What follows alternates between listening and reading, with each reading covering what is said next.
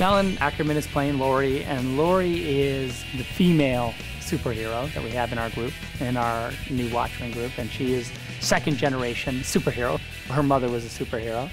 Carla Gugino is playing Sally Jupiter, and she's Laurie's mother, and she's from the old school of superheroes, the same as Blake. It's funny because Carl and I, we're so close in age, we just thought this is going to be crazy. You're going to be playing my mother. How is this ever going to work? But it worked out quite nicely, and I think it just became such a natural relationship between the two of us. I think there's a lot of the element of living through her daughter, which is, a classic mother-daughter dynamic. Even though she has been an overbearing mother and she's projected a lot onto her child, and even though there's a lot of tension in our relationship, in the end of the day, she'd give her life for her in a second.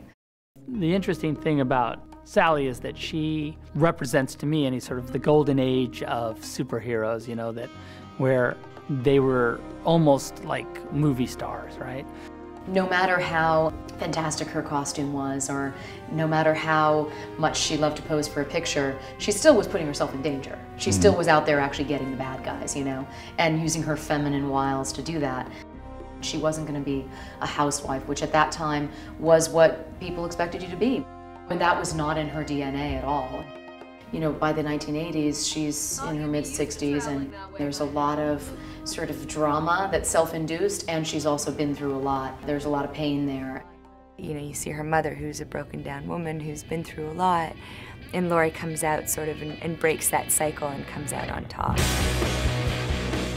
Laurie sort of resents her mother for pushing her into being a superhero.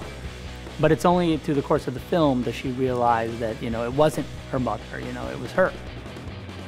You watch Silk Spectre, and she fights like a man, and she's a strong, powerful woman, and kind of gives that female power, that woman power, that myself as a woman just kind of go, wow, that's really cool.